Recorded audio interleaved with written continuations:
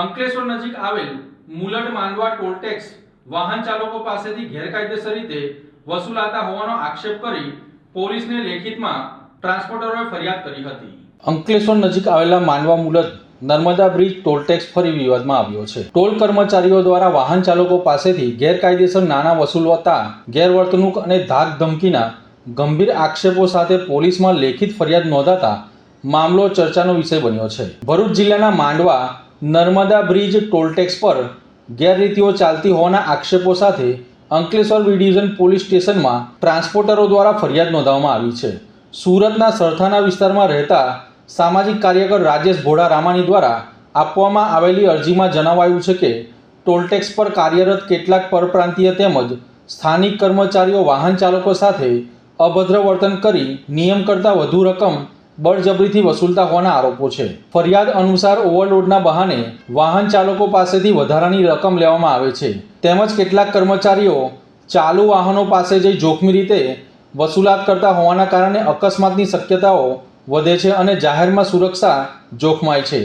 અરજદારે વધુમાં આક્ષેપો કર્યા છે કે ટોલ પર કામ કરતા કેટલાક કર્મચારીનું પોલીસ વેરિફિકેશન કરવામાં આવ્યું જ નથી તેમજ ટોલના નિયમ દરોનું પાલન થતું નથી। સ્થાનિક વાહન ચાલકોને મળવાની રાહતનો અમલ પણ ન થયો હોવાનો ઉલ્લેખ અરજીમાં કરવામાં આવ્યો છે।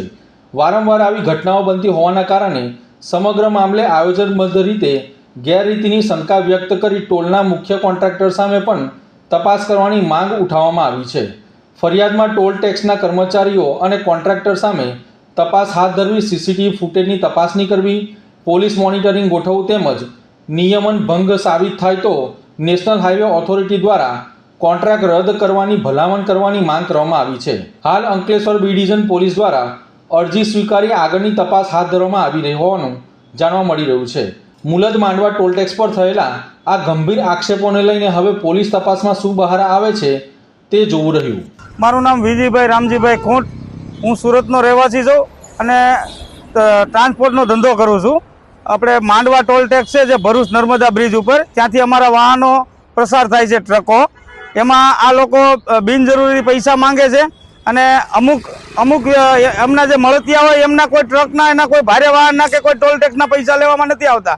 ફક્ત ને ફક્ત જે અજાણ્યા વ્યક્તિઓ છે એમની પાસે જ લેવામાં આવે છે, બાકી બધાને છોડી દેવામાં આવે છે। અને આ ટોલ ટેક્સ ઉપર ઓવરલોડનો દંડ વસૂલવામાં એક જ ટોલ ટેક્સ ઉપર આવે છે, બાકી ગુજરાતમાં કોઈ ટોલ ટેક્સ ઉપર આવો દંડ વસૂલવામાં નથી આવતો। બીજા નંબરમાં કે ત્યાં ડ્રાઈવર વાળે ગુંડાગર્દી કરે છે, માલિકો ફોન કરે તો એમની હારે બી ગુંડાગર્દી કરે છે અને કે તમારે જ્યાં જે વસ્તુ કરવી એ કરજો, અમારે અહીંયા આ જ રીતે પૈસા લેવામાં આવશે। આવી રીતે બધી દાદાગીરી કરીને એ બધું ત્યાં ટોલ ટેક્સ ઉપર બધી ચાલે છે। બહારના માણસો, પરપ્રાંતીય માણસો, સ્થાનિક માણસોને જે નોકરીએ રાખે છે એ ગાડીઓ પાછળ લટકાઈ જાય છે।